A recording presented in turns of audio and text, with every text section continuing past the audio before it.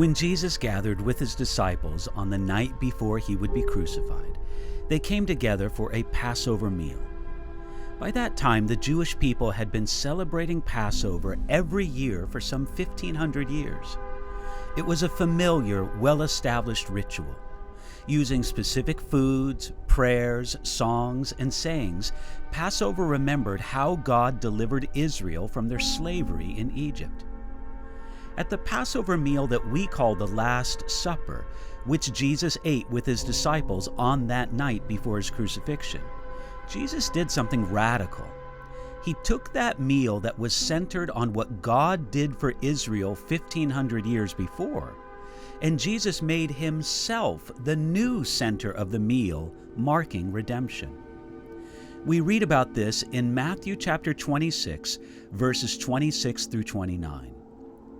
And as they were eating, Jesus took bread, blessed and broke it, and gave it to the disciples and said, "Take, eat, this is my body." Then he took the cup and gave thanks and gave it to them, saying, "Drink from it, all of you, for this is my blood of the new covenant, which is shed for many for the remission of sins. But I say to you, I will not drink of this fruit of the vine from now on until that day when I drink it new with you in my Father's kingdom." As Jesus led this Passover ceremony, he took bread, blessed, and broke it. Bread was a familiar part of the ritual.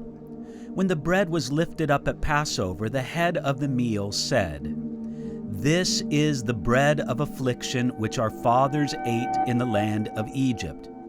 Let everyone who hungers come and eat. Let everyone who is needy come and eat the Passover meal." Everything eaten at the Passover meal had symbolic meaning. The bitter herbs recalled the bitterness of slavery. The salt water remembered the tears shed under Egypt's oppression.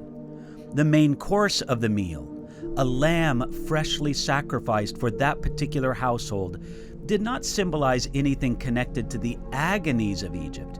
It was the sin-bearing sacrifice that allowed the judgment of God to pass over the household that believed.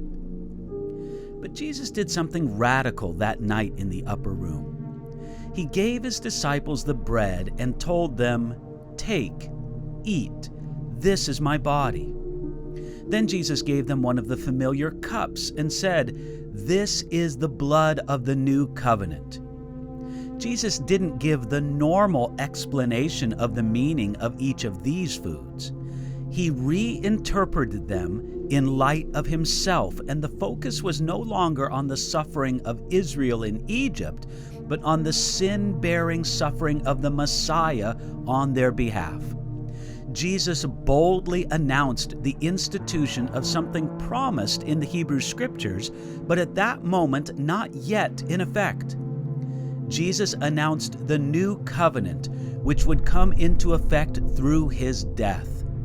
We can say that the blood of Jesus made the new covenant possible, and it also made it sure and reliable. It is confirmed with the life of God himself.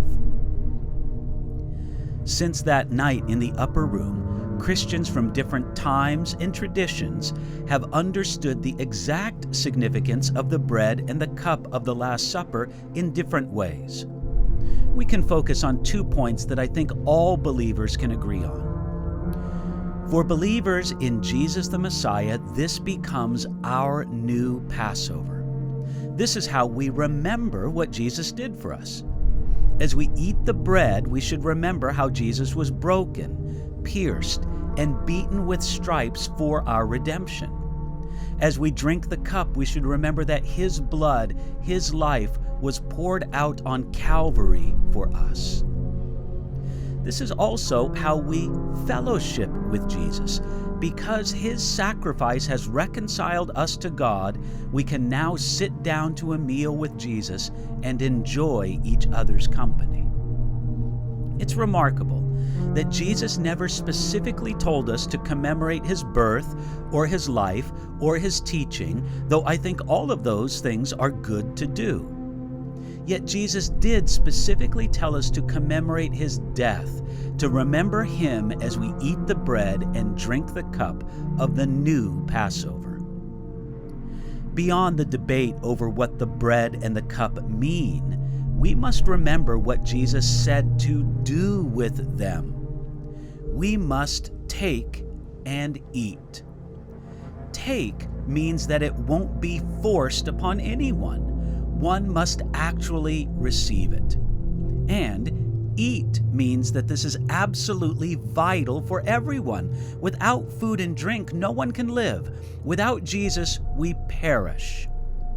It also means that we must take Jesus into our innermost being. As well, everyone must eat for themselves. No one else can do it for them. Finally, Matthew records Jesus saying that he looked forward to that day when I drink it new with you in my Father's kingdom. Jesus anticipated a future celebration of this great Passover in heaven, one that he has not yet celebrated with his people. He is waiting for all his people to be gathered to him, and then there will be a great supper, the marriage supper of the Lamb mentioned in Revelation 19. This is the fulfillment in my Father's kingdom that Jesus longed for. Are you waiting for that fulfillment? Take and eat. Receive who Jesus is and what he did for you into your innermost being. Be part of the new Passover Jesus instituted that night in the upper room.